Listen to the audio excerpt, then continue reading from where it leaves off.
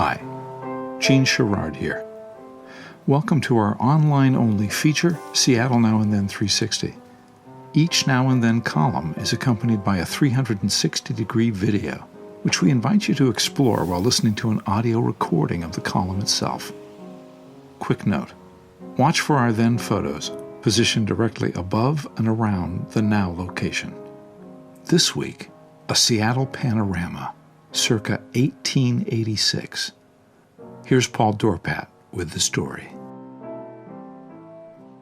This week, we look south toward the early downtown Seattle, from halfway up the southern slope of then Denny Hill. With the help of his extension pole, Gene Sherrard lifted his now camera to approximate the prospect used by pioneer photographer David Judkins for this panorama. Close, but Gene and I agree, still a few feet below Judkins' roost. After studying the crowd of evidences or clues showing in Judkins' prospect, Ron Edge, our feature's frequent sleuth, agrees that Judkins' photo was recorded in 1885 or 1886.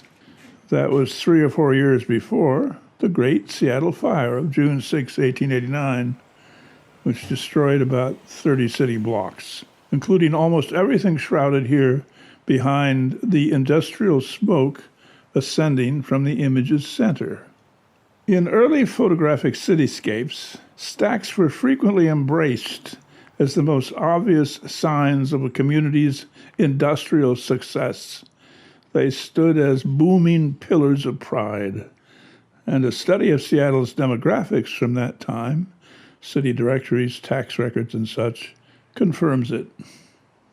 In his typewritten chronological history of Seattle from 1850 to 1897, Thomas Prosch, the owner-editor of the Seattle Post-Intelligencer and the city's busiest booster, included a panegyric to the growth of his city, which, since the 1880 national census, was the largest town in Washington Territory, surpassing Walla Walla by a few hundred citizens.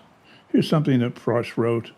The boom that began in 1886 and grew in volume and force in 1887 continued with unabated activity and vigor in 1888.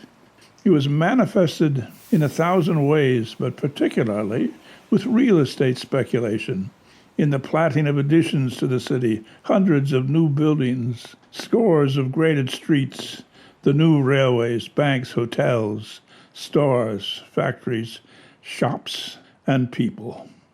The inhabitants of Seattle, who numbered 3,533 in 1880 and 9,789 in 1885, increased in number to 12,167 in 1887 and to 19,116 in 1888.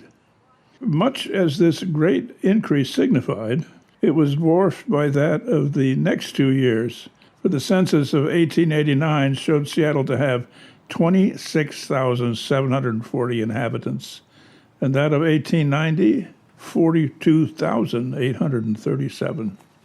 Such speed of growth, some 130 years ago, should excite a wow out of some of our readers now, given the clothes hanging to dry on the 2 backyard clotheslines at lower left. What time of year did Judkins make his recording?